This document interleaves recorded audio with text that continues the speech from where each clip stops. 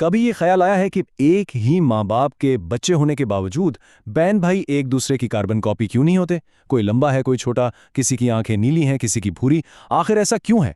आज हम इसी जीनियाती राज को समझने की कोशिश करेंगे जो हम सबको एक दूसरे से मुनफरिद बनाता है। और ये सवाल वाकई बहुत दिलचस्प है। हम अक्सर देखते हैं कि कुछ खानदानों में तो शबाहत बहुत ज़्यादा होती है, लेकिन कुछ में हर फर्द बिल्कुल अलग ही दिखाई देता है। तो इस सारे फ़र्क की जड़, इसकी वजह एक बहुत ही हैरत अंगेज बायोलॉजिकल प्रोसेस में छुपी है। जी हाँ, इस पहेली का जवाब है एक बहुत ही खास किस्म के सेल डिवीजन में, जिसे कहते हैं मीओसिस। ये आप समझ लें, कुदरत का वो तरीका है जिससे ये यकीनी बनाया जाता है कि हर सेक्स सेल यानी स्पर्म और एग जेनियाती तौर पर बिल्कुल यूनिक हो, बिल्कुल मुनफरिद। देखें, मियोसिस का मकसद फोटोकॉपियां बनाना बिल्कुल नहीं है। इसका असल काम है जेनियाती तनव्वुर यानी जेनेटिक डाइवर्सिटी पैदा करना। इसे ऐसे समझें कि ये कोई फोटोकॉपी मशीन नहीं, बल्कि एक माहिर जुआरी है जो हर बार ताश के पत्तों को नए सिरे से फेंटकर बांटता है, और यही चीज़ जिंदगी में तनव्वुर की बुनियाद रखती है। तो सवाल ये पैदा होता है कि आखिर ये जीनियाती उलटफेर या शफलिंग होती कैसे है। चलें इस अमल के पहले बड़े मरहले यानी मियोसिस 1 में जरा गहराई में जाकर देखते हैं। अच्छा, तो मियोसिस 1 के खुद 4 हिस्से हैं। सबसे पहले आता है प्रोफेज 1। यहाँ एक बहुत ही कमाल की चीज़ होती है। वालिदैन से आए हुए क्रोमोसोम्स के जोड़े बनते हैं और एक दूसरे से अपने जेनेटिक मटेरियल के कुछ हिस्से तब्दील कर लेते हैं। इसी को क्रॉसिंग ओवर कहते हैं। इसके बाद ये जोड़े सेल के बीच में आ जाते हैं, फिर अलग होकर मुखालिफ सिमतों में खिंच जाते हैं और आखिरकार इस मरहले के इख्तिताम पर 2 नए सेल्स बन जाते हैं। ये जो क्रॉसिंग ओवर का कॉन्सेप्ट है ना, इसको समझने की एक बड़ी जबरदस्त मिसाल है। सोचें कि 2 शेफ हैं और वो अपनी रेसिपी बुक्स के कुछ सफ़े आपस में बदल लेते हैं। अब भले उनके किचन में अज्जा तो वही पुराने हैं, लेकिन जो खाने बनेंगे ना, वो बिल्कुल नए और मुनफरिद होंगे। बस समझ लें कि हमारे जीन्स के साथ भी बिल्कुल यही होता है।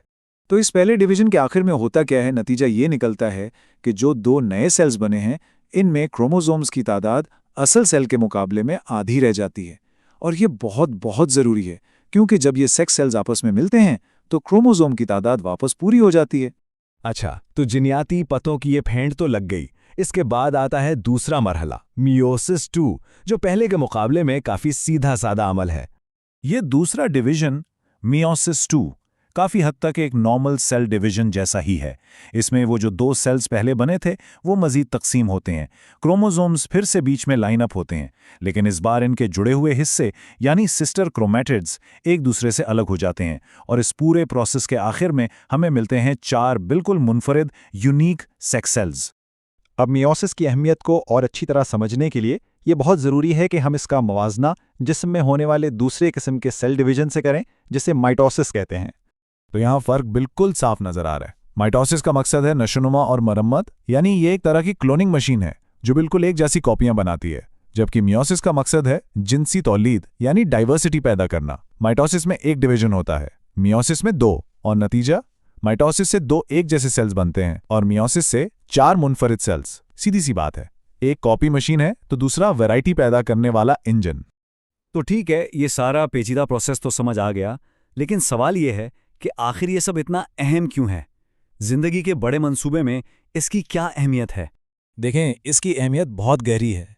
यही जीनियाती तनव्वुर है जो किसी भी नस्ल को बदलते हुए माहौल के साथ ढलने की सलाहियत देता है। ये नुकसानदेह जीनियाती तब्दीलियों को एक जगह जमा होने से भी रोकता है। ये जिनसी तौलीद की बुनियाद है, और सबसे बढ़कर यही वो अमल है जो इस बात की वजाहत करता है कि हम में से हर एक अपने वालिदैन की खुसूसियात का एक बिल्कुल नया और मुनफरिद इम्तिजाज क्यों है। हम उनकी कार्बन कॉपी नहीं है। तो अब जब भी किसी खानदान में बहन भाइयों के दरमियान फ़र्क नज़र आए, तो याद रखिएगा कि ये सिर्फ शक्ल सूरत का फ़र्क नहीं, बल्कि ये लाखों साल पुराने एक इंतहाई शानदार बायोलॉजिकल अमल का नतीजा है। एक ऐसा अमल जो हर नई नस्ल के साथ ज़िंदगी के इम्कानात को दोबारा से तरतीब देता है, और ये हमें इस सोच में डाल देता है कि जैसे जैसे हम अपने डीएनए के राज फाश कर रहे हैं, अपने ही जीनियाती कोड को समझने में अगला महाज क्या होगा। हम अभी कितना कुछ नहीं जानते,